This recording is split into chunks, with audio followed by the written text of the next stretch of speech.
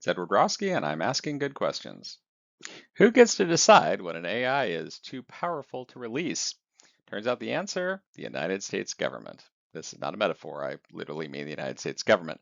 The Commerce Department sent Anthropic a letter on a Friday evening, and by midnight that day, Anthropic had switched off its most capable model, Fable 5, everywhere on Earth for every single user, including its own employees overseas.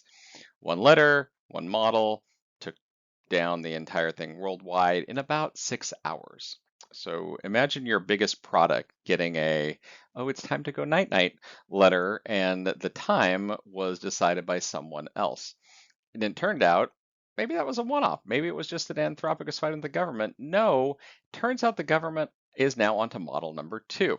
They've asked OpenAI to hold its newest model, GPT 5.6, back from a public launch and keep it to approved customers for now, like the original Anthropic launch of Mistral 5. And OpenAI, unlike Anthropic, agreed.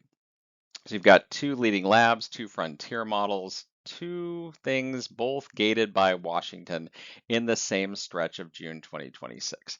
One was yanked offline, the other one was slowed down slash stopped before it shipped. There's also a new executive order setting up a classified process run partly through the NSA. Yes, that NSA, the National Security Administration. And as soon as I said those letters, they're now listening into the entire rest of this, and I think they're super awesome. The process run partly through the NSA gets to decide when a model becomes, in the government's words, a covered frontier model. So there's now an official power level for AI, and that power level, I guess, is classified. We don't get to know where the line sits, which kind of raises the obvious question. They can do this to the two biggest labs in the country. What does it mean for everybody else? But let's break this into closed models versus open models. So the US government, because they can just regulate it as commerce and through various export rules, they can pull a closed model worldwide.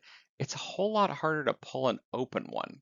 So both Anthropic's Fable 5 and OpenAI's GPT 5.6 were reachable for the same reason.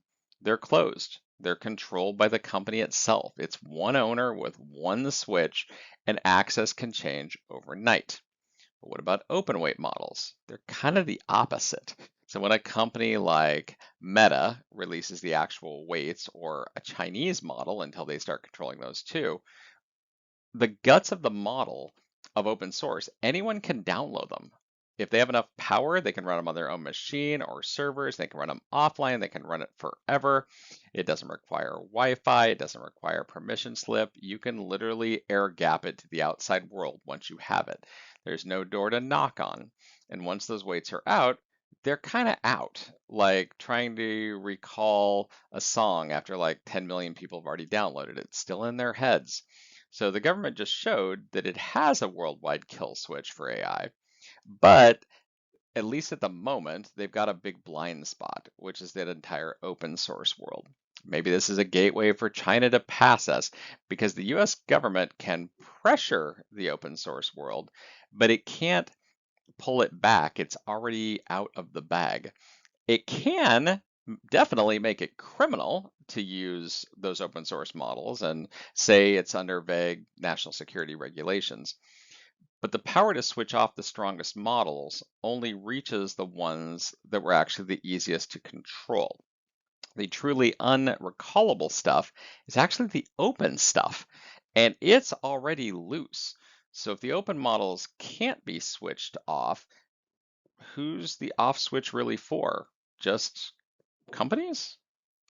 If you found this quick and helpful, please subscribe. But until next time, keep asking good questions.